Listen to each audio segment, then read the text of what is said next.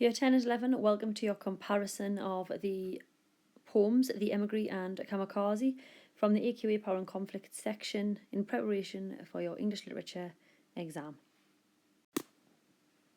Quick connectives then, because this is a comparative essay, so we should be comparing the structural and language devices within the poems. We've got whereas, on the other hand, however, in contrast, unlike, and alternatively, if things are different. And if things are the same, we might use similarly, likewise, equally, as with, and in the same way. A variation then on the word shows for our expression. There's nothing wrong with using the word shows. We probably don't want to repeat it too many times though, so you've got a list there of other words we might want to use. Suggests, implies, outlines, highlights, describes, communicates, connotes, emphasises, reveals, displays, establishes, portrays, represents, illustrates, informs, means, conveys and symbolises. So it just means you can vary how you are analysing devices that are used. With my students, I use a very simple format in terms of how we compare, and because this is the Emigree and Kamikaze, we should have an introduction that quickly answers the question. We don't want to be spending too long because time is of the essence in this exam. I would do structure in one poem and and compare it to the structure in the other poem, and then I would do language in one poem and language in the other. Make sure that obviously in the language section you do analyse in detail a good 5 or 6 quotations where possible, and we can use individual words. I don't think you're going to get time to get to a conclusion here, but if you do, then obviously that is the last thing that you should write. So as you can see, we've got the Emigree on the left and Kamikaze on the right. So structure in the Emigree then, we've got 3 stanzas. The first 2 stanzas are 8 lines in length, and the last stanza has 9 lines, and we've got to be asking ourselves why there's an extra line on that stanza, and perhaps it suggests that the speaker can't let go of the memories of home, and it perhaps doesn't want the poem to end, doesn't want the memories to end, arguably doesn't want to move on with her life in this new country.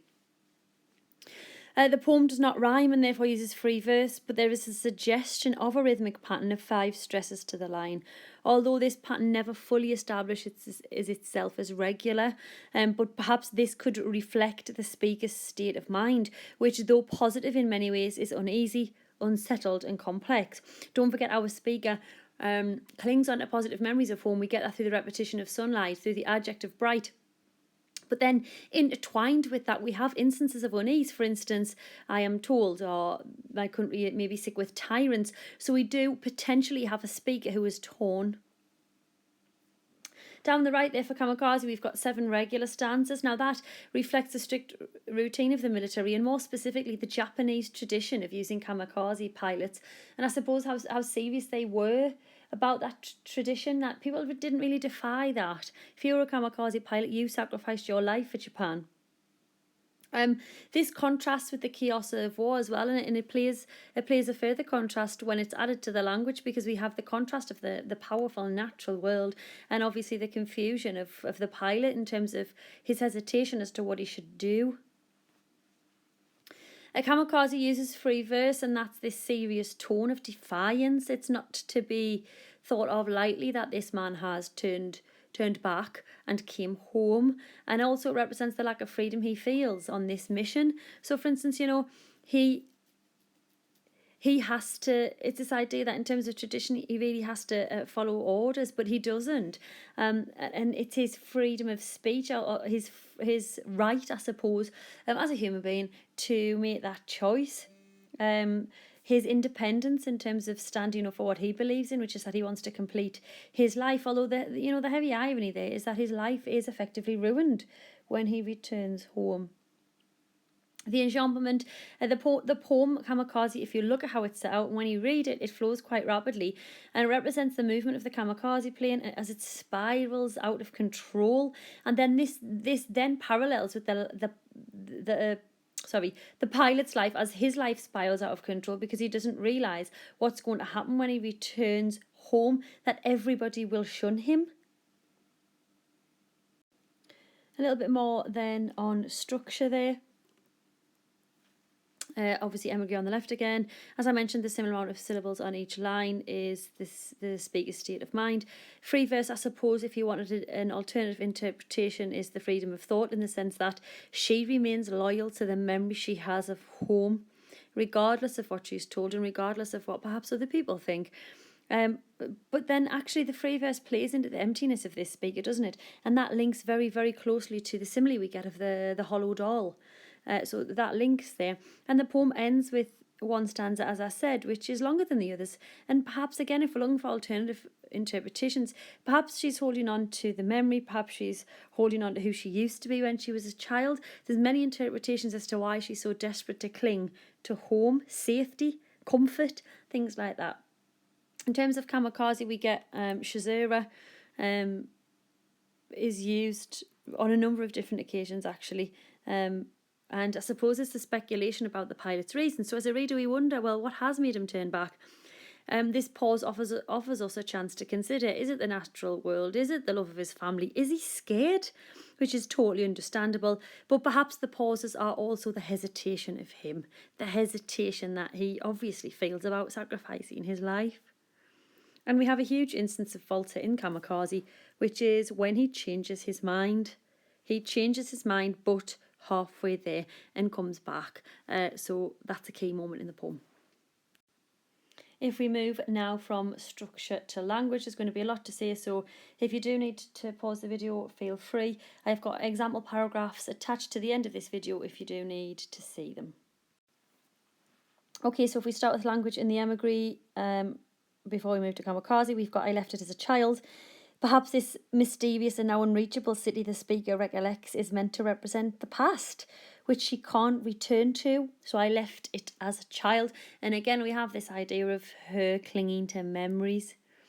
The worst news, the vocabulary used throughout the poem depicts a war-torn country under the control of a brutal government. If the speaker's memory of childhood, perhaps these terms are meant to represent the harsh realities of the adult world. Sorry, I've put word of the adult world, and the worst news we do assume is something associated with death and war. Sunlight, I mentioned, is repeated. It's the refrain. It's the idealized notion that she has of home. It's almost like a dreamlike picture of the past where it's always sunny.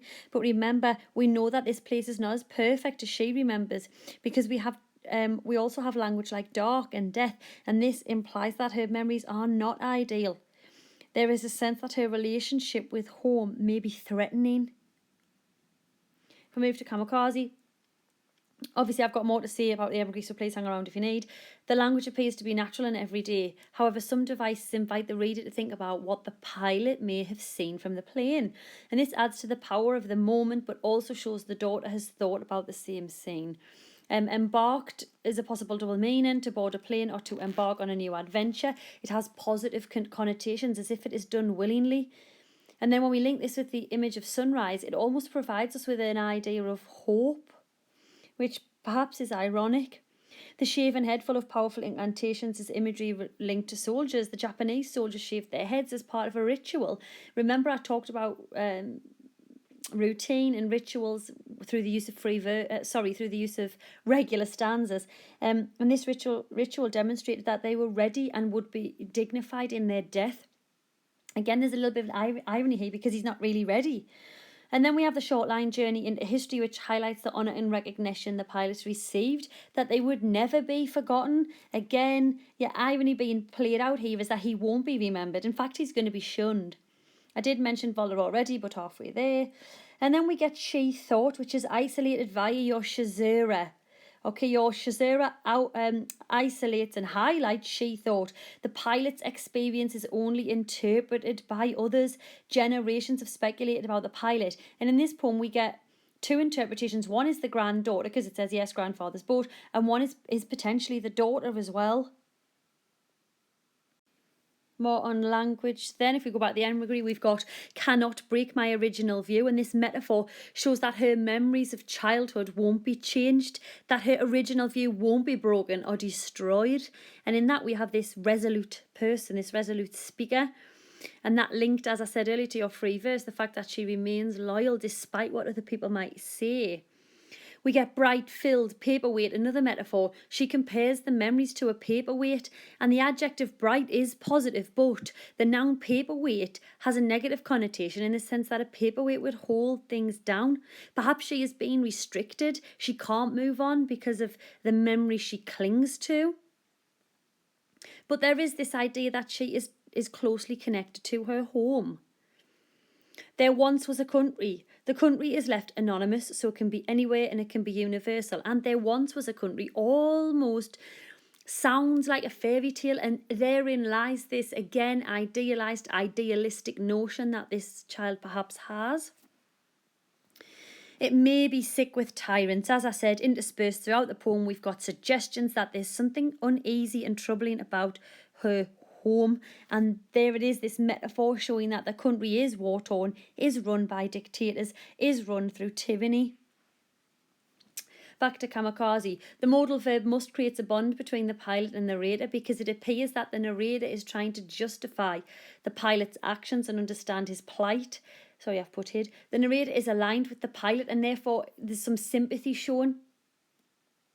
The simile, like bunting is usually associated with a celebration, and this contrasts with the main ideas of defying tradition. It encourages the reader to consider what the pilot might miss on if he dies. The repetition of the S and the F sounds create pace and could mimic the motion of the aircraft. In particular, the past tense verb swiveled recalls the fatal spiral the pirates used to hit their targets. And don't forget, that links closely to your enjambment, which I mentioned earlier. The narrator recognises that natural beauty, the fish and the sea, could have discouraged the pilot from completing his mission, like he felt he was going to miss out on the world. We get the metaphor, a tune of the dark prince, and the image of the loose silver of white bait. And this has a comparison with coins, or perhaps even treasure. And again, we have this idea that the sea and nature is wealth, is expensive, is invaluable. The poet juxtaposes turbulent and safe, so this contrasting vocab obviously shows us the confusion of the pilot, the fact that he's in a little bit of turmoil as to what he should do. A huge line in Kamikaze is, "My mother never spoke again in his presence," and this is tension. We wonder if the mother is embarrassed or just disgusted. And that is split over lines using enjambment, so the question becomes prolonged, and therefore the pilot's suffering becomes prolonged. Back to the Emigree, we've got the speaker describes recalling that child's vocabulary and compares it to a grammar that spills out like the stuffing inside a doll. The speaker will soon remember every word of the language, every coloured molecule of it. And the simile, that child's vocabulary I carried here like a hollow doll opens and spills a grammar, shows us that the speaker is empty. As I said earlier when we were doing free verse, this speaker is empty, even though she's clinging to memories, and perhaps she hasn't been able to make any new ones, and we get that in this simile, the hollow doll. The city is never identified, as I said, so we have the fact that it's unknown and it's a bit mysterious, and in this way it can be any place that we have loved. As we age, we are all exiled from childhood, aren't we? So that's an interesting idea. We can't go back. And it's a land that is filled with bright, unreachable memories. Usually when we look back on our childhood, it's positive things we remember. It's happy memories. It's a carefree life, isn't it, really? And time only makes the memories in the poem glow even clearer. Much like how memories of our childhood become idealised over time. Back to Kamikaze, modal verb must again, as I said, it is repeated for this justification of the pilot's actions. There's a hint of desperation in the tone, as though the narrator wants the reader to show mercy. But then we also have the adjective silent, and that creates this tense tone at the end when nobody acknowledges his existence. He must have wondered which had been the better way to die. The last line has a huge impact on us. And then we actually wonder as a reader, well, would it have been better for himself just to have died in the war? And we have our emotive language there in die. I've got just a couple of things I want to add on about the Emigree in case you might need it, and then I'll move to my example paragraphs. The last few things on language in the Emigree then is the white streets. The adjective white implies innocence, the country being innocent before the conflict, the speaker being an innocent child. And then we get the adjective graceful, again, positive imagery about her home, and the word glow, as I mentioned just a moment ago about the memories glowing clear. Sorry, that was difficult to say. It may by now be a lie banned by the state, but I can't get it off my tongue. It tastes of sunlight. So again, the metaphor here that she can't help but only have positive memories. And your refrain in the word sunlight, this clinging to something positive in all of the stanzas. It finishes every stanza. I comb its hair and love its shining eyes. She personifies the city as well. The city is personified as someone close to the speaker. The word shining links this phrase to the theme of light that we know runs through the poem. The line suggests the emigree spends a lot of time adoring the city and trying to improve it, obviously combing its hair and loving it. And there's a sense in which the emigree lavishes attention, so spends a lot of time on this memory. Again, that's why we were arguing earlier that she's clinging and desperately to something here. The effect on the reader is that perhaps she's dependent emotionally on these memories of home. Recalling the place has potentially become something that she does when she feels homesick in this new country. Okay, I hope those quick bullet points for structure and language have been useful. I'm just going to show you a couple of examples that you might write. I've got one example on structure, one example on language, and then I hope this has been useful. So we might write something like this. Calvin Rumans employs 3 stanzas in which the first 2 stanzas are 8 lines each and the last stanza has 9 lines. The longer final stanza implies that the speaker can't let go and refuses to relinquish her memories of home as she desperately clings to the taste of sunlight. Furthermore, free verse is utilised and there is a suggestion of a rhythmic pattern of 5 stresses per line. Arguably, this could reflect the speaker's state of mind, which, though positive in many ways, is also uneasy, unsettled, and complex. Alternative interpretations in regards to free verse could be the speaker's sense of loyalty to her home, which could be referenced through the metaphor paperweight. Conversely, the combination of free verse with a regular rhythm contains a tone of emptiness. It appears the speaker is torn between memories and what she is told. This emptiness juxtaposes the paperweight mentioned above and is solidified through the hollow doll simile. However, the 7 regular stanzas used in Kamikaze seem to reflect the strict routine of the military and more specifically the tradition of the Japanese army and the specific tradition of using kamikaze pilots and the idea of risking your life for your country. Arguably, this then makes the actions of the pilot more shocking. Much like the Emigree, Garland utilises free verse, and this not only creates a serious tone, but it represents the lack of freedom the pilot has when in the middle of his mission. Alternatively, it could also symbolise the hostility he faces when he returns home and how his life is effectively ruined. Garland allows the poem to flow quite rapidly through the use of enjambment. This structural device appears to mimic the movement of a kamikaze plane as it spirals quickly downwards. It also represents the spiralling out of control of this pilot's life as he defies tradition. Okay, if we look at a little bit of language then. In the Emigree, refrain is used through the noun sunlight, and this suggests that the speaker has an idealised, almost dreamlike picture of the past, where it is always sunny. However, the place is not as perfect as she remembers it, and vocabulary such as dark and death imply that things are not as ideal as her memories suggest.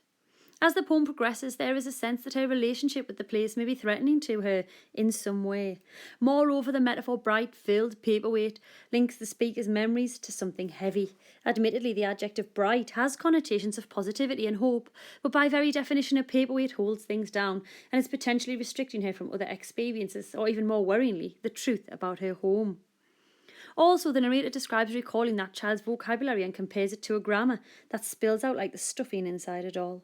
Interestingly, the speaker will soon remember every word of this language, every coloured molecule of it, and the simile that child's vocabulary I carried here like a hollow doll opens and spills a grammar portrays that the speaker actually feels empty, and this contrasts with the repetition of sunlight. Similarly, in Kamikaze, we have a Japanese pilot who is torn between military tradition and living his life, and intertwined throughout the poem we also have glimpses of the power of the natural world. The metaphor, a tuna, the dark prince, and the image of the loose silver of whitebait suggests a comparison with coins or possibly sunken treasure. The impression on the reader is of the great wealth of the sea, and perhaps the world the pilot stands to miss. Similarly, the simile, the little fishing boat strung out like bunting on a green-blue translucent sea. Bunting is usually associated with celebrations, which contrasts the main ideas of defiance and the conclusion of the poem, silent. The strong irony here is that the Japanese people will not be celebrating anything about this pilot or his actions. Garland juxtaposes the adjectives turbulent and safe to emphasise the confused mental state of the pilot, and she also uses further contrasts in stanza 1, where the military lexical field juxtaposes the natural imagery in stanzas 2, 3 and 5, samurai sword, shaven head full of powerful incantations. I hope this has been useful in terms of a generic comparison of the two poems, and a massive good luck in your English literature exam.